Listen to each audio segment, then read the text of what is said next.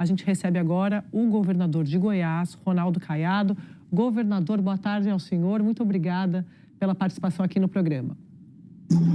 Boa tarde, André Sadi. Muito obrigado por poder participar aí do Estúdio I e, ao mesmo tempo, cumprimentar aqui o meu amigo Otávio Guedes, o Marcelo e também o Daniel.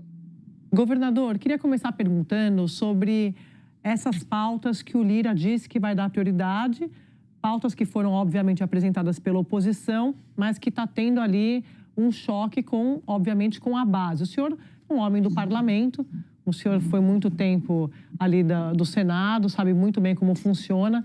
Queria ouvir do senhor se o senhor acha que o Congresso está mais conservador do que quando o senhor atuava e se a tendência é ficar ainda mais à direita. Olha, o Congresso, ele realmente teve uma presença maior da esquerda, onde não refletia muito o sentimento da população. Mas hoje, o Congresso tem mais aquilo que as pessoas se identificam. Ela tem hoje um percentual de 70% de pessoas que se identificam como conservadores, de direita. Esta é uma realidade que nós estamos vivendo. E uma base muito forte, né, no país todo.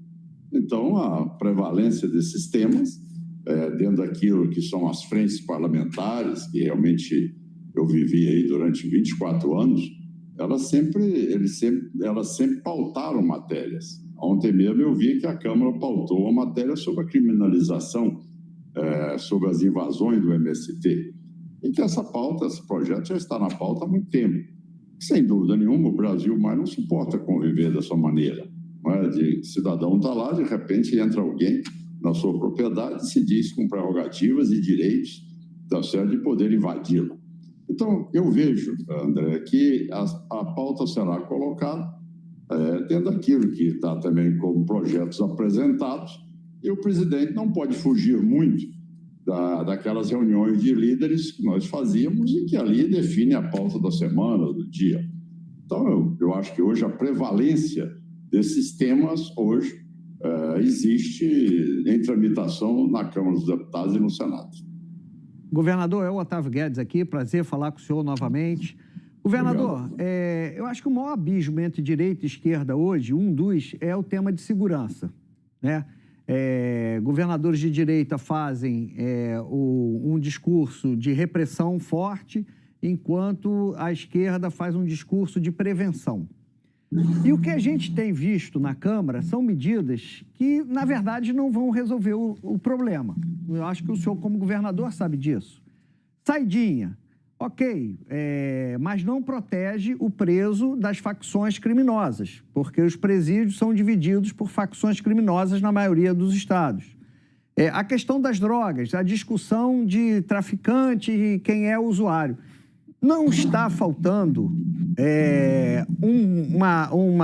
uma força-tarefa, um estudo, uma defesa de uma legislação mais eficiente para combater as duas máfias existentes nesse país, Comando Vermelho e PCC, porque, do meu ponto de vista, nem a direita nem a esquerda tratam disso. Estão discutindo o varejinho. Bom, Otávio, você sabe que eu consegui imprimir segurança pública no estado de Goiás. E aqui no estado você sabe que aqui não tem nenhum metro onde seja comandado por facção. Quando eu recebi, as 4 cidades entre as 10 mais violentas estavam em Goiás, na região do entorno. O assalto a banco, assalto a carro, enfim, todo tipo de violência, tráfico de droga, aqui penitenciária sob comando de facções. O importante é que realmente uma força nacional ela tem uma importância relativa, porque ela não conhece a realidade de cada estado. Você não pode tratar as realidades dos estados de uma forma única.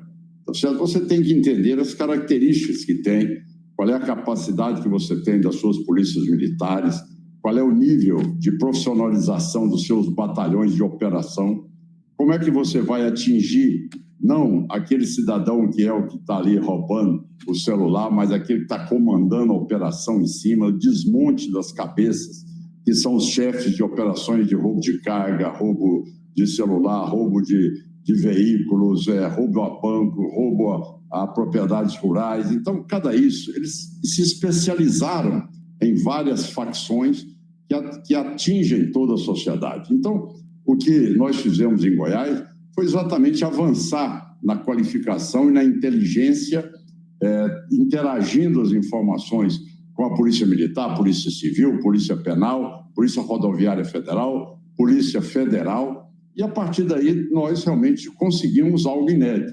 Com a Polícia Penal conter aquilo que já tiveram a oportunidade de mostrar para o Brasil todo. Em Goiás, as penitenciárias eram escritórios do crime. Aqui as pessoas faziam até aluguel de quarto de motel dentro da penitenciária. Aqui você tinha o sistema lá de Wi-Fi até mais potente do que em outra parte do estado. Comandava-se a criminalidade toda ali dentro. Então, isso tudo, o tráfico de droga, isso tudo foi um processo que você tem que saber como tratá-lo. E você tem que tratar com inteligência. Agora, essa parte da profissionalização também é feita nas penitenciárias. A penitenciária tem toda uma área de um galpão especializado. Se o cidadão quiser fazer a parte de confecções, a parte de marcenaria, serralheria, enfim, tudo isso está montado. Mas os faccionados, normalmente, eles não deixam com que os faccionados possam ali ter essa opção. Eles impõem uma regra muito difícil, com ameaças, e normalmente eles não querem aderir a essa parte da profissionalização. E com isso também, um dos pontos importantes que consegui em Goiás foi no momento em que impedi as visitas íntimas aos faccionados e aos estupradores. E aí realmente foi algo que fez com que a penitenciária em Goiás, separando as suas facções, uma facção com a penitenciária, outra entre si, trocando às vezes esses presos, e com isso o nível de criminalidade veio a patamares mínimos em Goiás. Então, eu vejo essa maneira de fazer. Governador, não entendi. Vocês separam os presos por facção nas penitenciárias, como em todo o país, mas isso não é ruim? Não, pelo contrário. Por quê? Não é institucionalização, não é institucionalização da facção? Não, mas você não pode, você não vai quebrar isso dentro da penitenciária. Você tem que quebrar isso numa luta de enfrentamento deles do lado de fora, e não dentro do presídio. Ora, dentro do presídio, se você coloca duas facções, você vai ver o que você já assistiu muitas vezes. A rebelião lá dentro do presídio e várias pessoas esfaqueando um ao outro. É isso que dá. Eu estou perguntando isso, governador, porque aqui no estado do Rio de Janeiro, que é uma realidade talvez diferente, o preso, na verdade, ele tinha que escolher uma facção para saber para qual presídio que ele ia. E muitas vezes ele não era faccionado e acabava indo para um presídio de facção e se tornava um faccionado, ou seja, o Estado estava fabricando faccionado. Como é que o senhor resolve essa questão? Você resolve facilmente. No momento em que você impõe essas regras dentro do presídio, vocês vão perdendo o poder de interferência no crime. Eles vão perdendo a relevância. Porque, qual é a importância do cidadão lá hoje, que é da facção A ou B? Ele não manda mais do lado de fora, ele não tem capacidade mais de fazer entrar droga dentro do presídio, ele não tem capacidade de matar os seus adversários fora do presídio, como se mandava, você viu aí, você citou o Bangu 3. Bangu 3 pegou 3 colegas meus, não é? E realmente que estavam ali na Barra da Tijuca e resolveu, por engano lá, os bandidos mataram, a Bangu 3 foi, reuniu, lá fez o julgamento, deu a sentença, mandou cumprir a sentença e entregar àqueles que haviam assassinado os médicos lá na Barra da Tijuca. Então, isto que é uma penitenciária que nós quebramos esse sistema. Então, aquilo que é a Bangu 3 existia também em Goiás. Então, isso não existe mais. E posso dizer mais, Otávio, no momento em que nós imprimimos aqui um ritmo realmente de controle das penitenciárias, aumentando penitenciárias de segurança máxima no estado de Goiás, tá certo? A queda foi uma queda vertical da criminalidade no estado. Então, não tem mais essa preocupação que o chefe que está preso vai estar dando ordem, vai estar mantendo ainda a corporação ali sob controle dele e tal. Não, isso aí você quebrou isso aí, eles realmente não têm mais nenhuma liderança, porque por que ele vai ser líder? Líder do quê? Ele não é líder de mais nada, ele não manda em mais nada. Então, nessa hora é que você vê aí a desvinculação das pessoas das facções, não o contrário. Quando você tinha ali o cidadão que cobrava, olha, hoje eu quero ficar com a sua esposa porque você me deve uma dívida aqui dentro. Isso que acontecia dentro das penitenciárias, está narrado. Agora você vê a outra situação grave do Rio de Janeiro. Tá certo?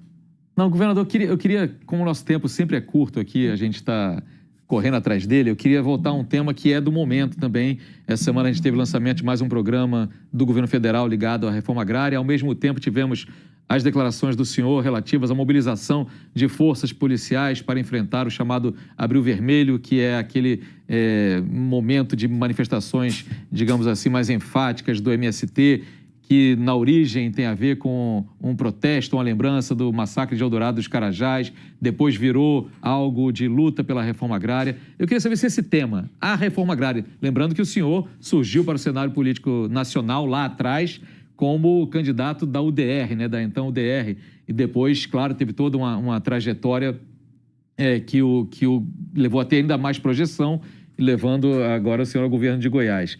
Eu quero saber qual é a sua pegada nesse momento e a sua perspectiva em relação à questão da reforma agrária. Menos especificamente a expectativa de algum enfrentamento ou de acirramento com o MST, e mais em relação ao tema em si. Esse é um tema que, na sua cabeça, está fora da agenda. O Brasil já resolveu essa questão, a questão de distribuição de terra, de regularização fundiária, de questionamento. Isso é algo do passado que o senhor não vê? Ou o senhor acha que há espaço, sim, para o diálogo com movimentos que reivindicam a presença maior de pequenos agricultores em pequenas propriedades e, em contrapartida ali ao latifúndio, que é sempre ali o objeto do MST, digamos assim?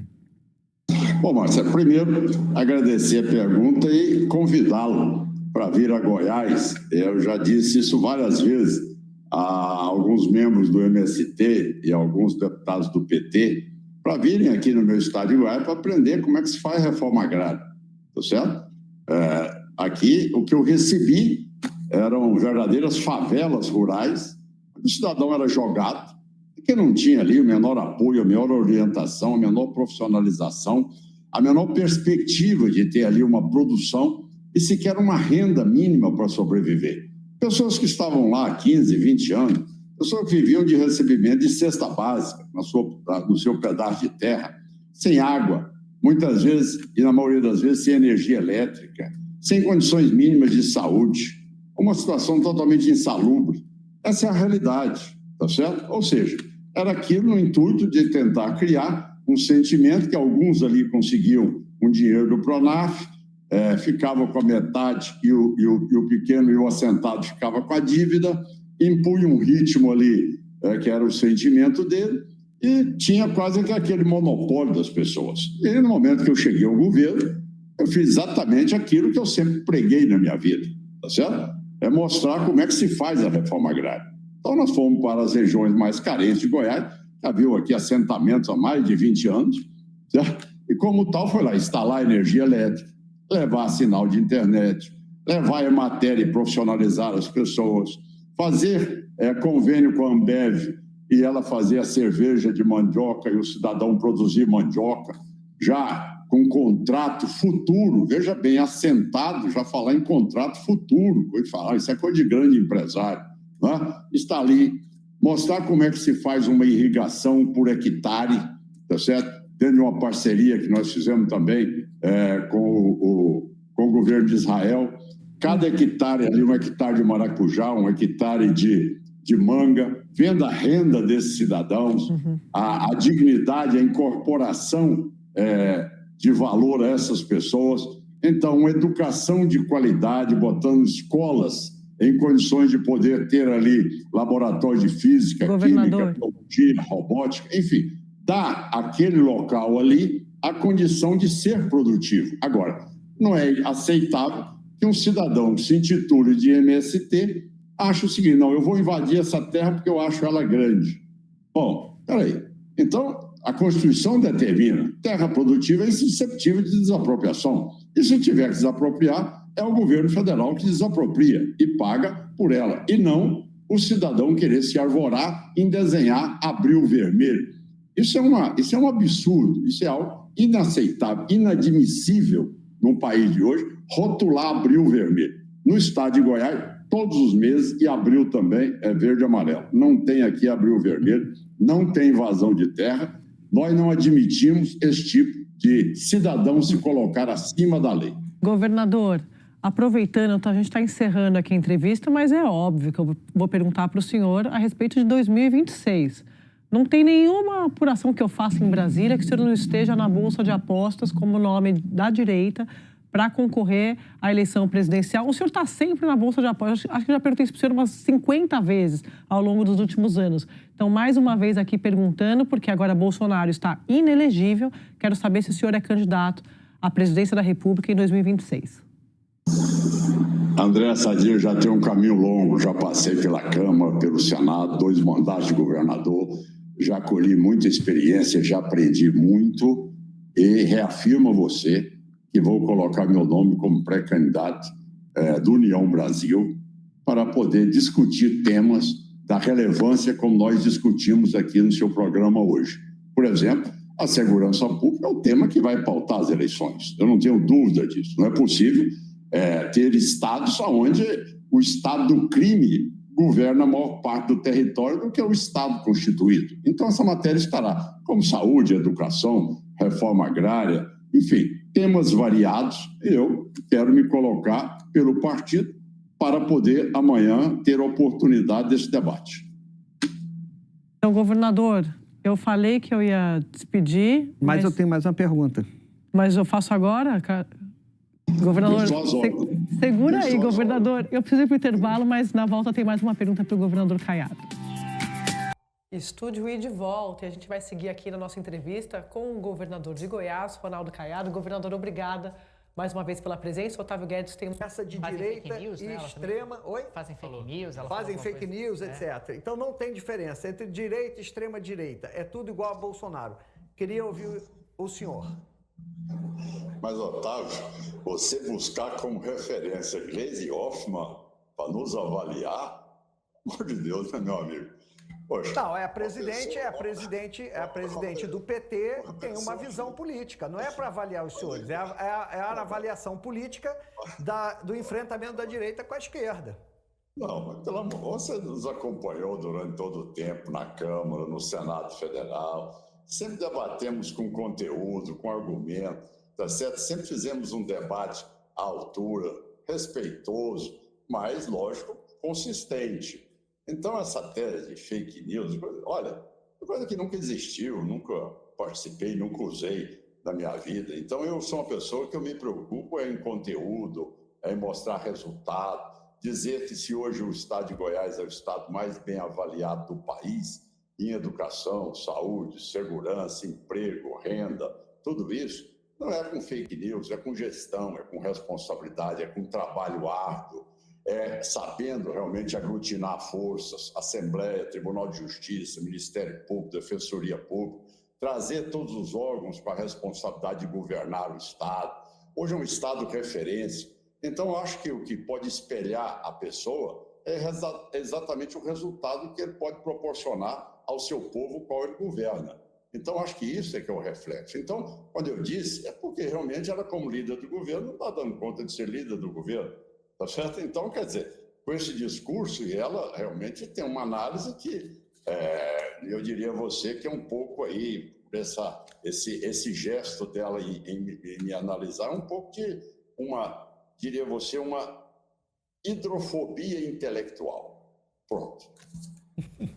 Governador Ronaldo Caiado, nosso tempo se esgotou. Muito obrigada pela participação aqui no Estúdio I. Volte sempre. Um abraço para o senhor. O Estúdio I fica por aqui. Amanhã tem mais, às 13 horas, aqui na Globo News. Eu espero vocês.